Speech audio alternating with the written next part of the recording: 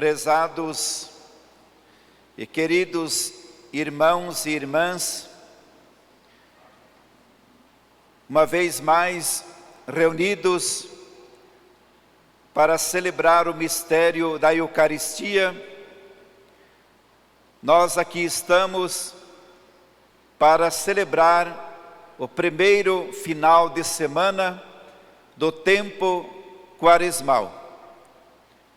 Quero saudar a todos vocês, meus queridos irmãos e irmãs, aos novos acólitos com seus familiares, saudar a você, família, que está aqui nesta noite, diante do Senhor nosso Deus, com o coração aberto, para escutar a novidade do Evangelho, que é luz e salvação para todos os povos. Saúdo também, hoje nesta celebração, as mulheres. Dia 8 de março, nós celebraremos o Dia Internacional da Mulher. Minha prece, minha saudação e nossa oração nesta noite por você, mulher, que representa para o mundo, para a igreja, para a família, para a sociedade, uma grande bênção de Deus para todos nós. Então, é claro que hoje, nesta celebração, o Evangelho, ele é muito claro e explícito, quando fala sobretudo da figura de nosso Senhor Jesus Cristo em nossa vida. E o Evangelho começa dizendo: após o batismo, Jesus passa 40 dias no deserto, em oração e jejum. E ele era guiado pelo Espírito Santo.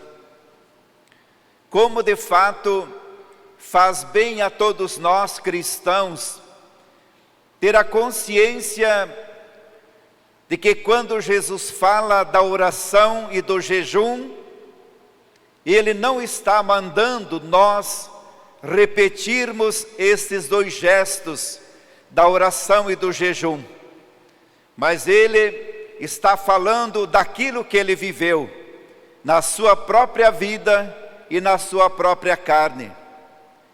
Então nós, como cristãos, devemos ao mesmo tempo rezar muito e jejuar muito, para que de fato o tentador, aquele mesmo que esteve junto com Jesus, não nos tira a alegria e o amor que nós temos de conquistar a salvação que nos vem do nosso Deus. Portanto, o tentador quer desviá-lo da rota estabelecida pelo Pai. E Jesus, ele é muito claro. Depois de ter feito a experiência da oração e do jejum, ele continua firme e decidido, dizendo para o tentador que o meu alimento é fazer a vontade do Pai. A fidelidade de Jesus ao Pai foi sempre uma constante em sua vida, e que em nenhum momento, mesmo diante do sofrimento e da cruz, ele quis voltar atrás, mas foi sempre fiel à vontade do Pai. Jesus é tentado neste Evangelho por 3 vezes, durante 40 dias, mas ele não sucumbe às seduções do maligno. Ele é forte, ele é fiel. Jesus, ao mesmo tempo, não se curva diante das malícias do maligno, mas ele procurou sempre ser muito fiel a Deus nosso Pai. Portanto, amados irmãos e irmãs, a demonstração da fidelidade de Jesus deu a ele, sobretudo, uma demonstração de glória. Glória diante do Pai, não glória diante do maligno, do tentador, do diabo, porque ele soube viver profundamente aquilo que o Pai do céu havia estabelecido na sua vida. Jesus passou pela paixão, Jesus passou pela morte, mas Jesus ressuscitou. E é esta notícia que nós estamos preparando neste tempo quaresmal para dizer que a glória do Senhor nosso Deus floresceu sobre a terra, porque Ele, o Filho de Deus, fiel à vontade do Pai, não se deixa levar pelas facilidades deste mundo. É claro que Jesus não tem necessidade vaidosas na sua vida, demonstrar sua autoridade e poder para o diabo. Ele foi tentado a abandonar o projeto de Deus ao ser pregado na cruz. Mesmo assim, ele viveu a fidelidade. Morro com o Pai para fazer a vontade do Pai. Morro pela humanidade para redimir os filhos de Deus de todos os pecados, daquilo que nos separa da salvação que o Senhor nosso Deus havia depositado na figura de nosso Senhor Jesus Cristo.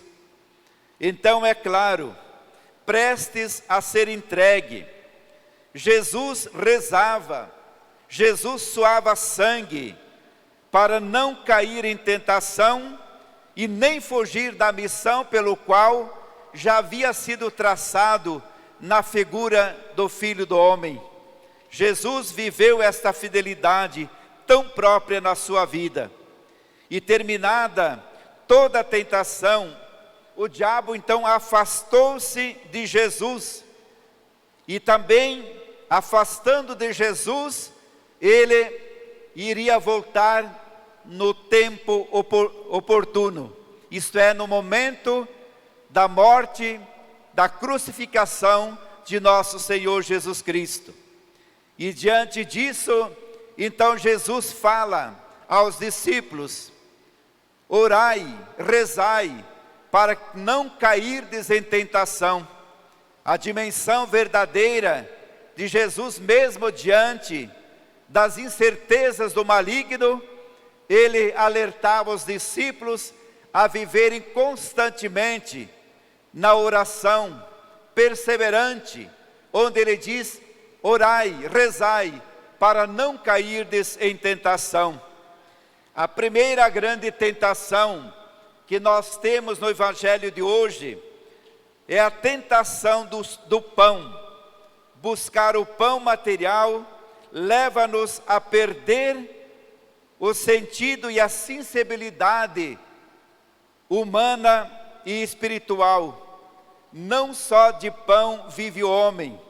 Nós encontramos no versículo 3º do Evangelho de hoje, quando o diabo disse a Jesus: se és filho de Deus, mande com que esta pedra se mude em pão. E Jesus, na sua sabedoria, responde: a Escritura diz, não só de pão vive o homem. É verdade, queridos irmãos e irmãs, que o pão da palavra e da Eucaristia é diferente do que o pão material que nós comemos para matar a fome do nosso corpo. O pão que Jesus oferece, ele muda a história da vida. Por isso Jesus diz ao demônio: não só de pão vive o homem, mas de toda a palavra que sai da boca de Deus. É claro que a tentação do pão não se dá somente uma vez, mas Jesus novamente vai repetindo essa dinâmica da importância do pão espiritual, que nos dá segurança e que nos faz fortes para vencer o tentador nos dias de hoje. A segunda tentação é a tentação do poder. Lá no versículo 5 nós encontramos as palavras fortes que fala do poder. O diabo levou Jesus para um lugar bem alto, mostrou-lhe por um instante todos os reinos desse mundo, e disse para ele: eu te darei todo esse poder e toda a sua glória, porque tudo isso é meu e eu posso dar a quem eu quiser. E Jesus então o diabo disse a Jesus: se prostrares diante de mim em adoração, tudo será teu. E Jesus responde então, a Escritura diz: adorarás o Senhor teu Deus e só a Ele servirás. Veja que de fato Jesus tem consciência da fidelidade ao Pai.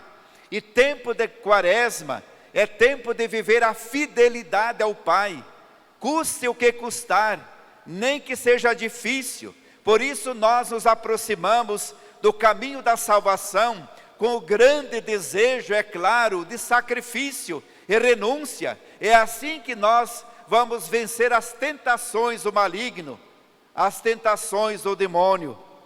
Depois, a outra tentação que Jesus sofreu é a tentação do milagre. E nessa tentação do milagre, nós encontramos no versículo 9 as palavras muito fortes do diálogo entre Jesus e o diabo. Depois o diabo levou Jesus a Jerusalém, colocou na parte mais alta do templo, e veja aquilo que ele disse: se és filho de Deus, atira-te daqui para baixo. E a Escritura vai dizer: Deus ordenará aos seus anjos a teu respeito, para que eles te guardem. É assim que nós estamos vivendo o tempo quaresmal. Os anjos nos guardará para que nós possamos vencer as tentações.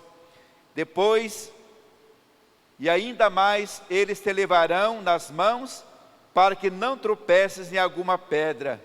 Jesus, porém, respondeu, a Escritura diz: não tentarás o Senhor teu Deus. Não tentarás o Senhor teu Deus. Meus irmãos e minhas irmãs, é claro que para concluir, queremos dizer assim: às vezes hoje, nós queremos ser donos, temos sede de domínio. Na família, pai quer ser dono da mãe e mãe quer ser dono do pai. Os pais querem ser donos dos filhos. Na comunidade, ser dono de um movimento, de uma pastoral. E Jesus chama muito a atenção para isso. Nós não somos dono de nada. Nós somos apenas servidores. Estamos dispostos a enfrentar o Satanás, a enfrentar o diabo, como Jesus enfrentou, sendo fiel ao Pai do céu.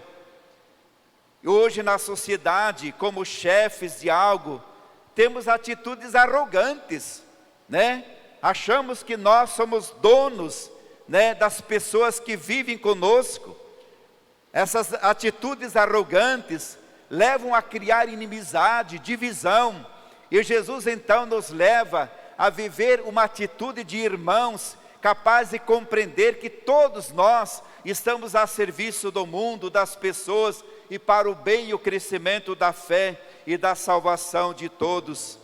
Então, diante de tudo isso, vamos pedir ao Senhor nosso Deus, que nós possamos viver esta promessa do Pai com fidelidade. Hoje nós somos tentados também a ter uma religião mais fácil, sem compromisso, com promessas de dinheiro, de saúde, de salvação, esperando um santo milagreiro para nós. E às vezes a gente vive assim: se esse santo não me fez milagre, vou procurar outro, porque esse parece que não fez milagre. E a sociedade às vezes vive desta forma: se não dá milagre aqui, eu procuro lá. É como acontece na sociedade, no meio de outras confissões religiosas. Se a igreja católica não tem milagre, eu vou na igreja evangélica, lá tem o milagre que eu quero. E Deus nunca vai dar um milagre para você se você pensa assim. Mas seja fiel, muito fiel à vontade do Pai.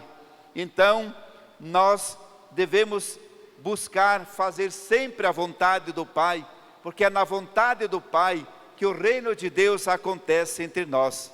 Pedimos essa graça e renovemos o nosso coração em Deus, que se faz presente em nossa vida, como aquele que vem para nos ensinar a rezar, a jejuar e a praticar esmolas. Assim seja.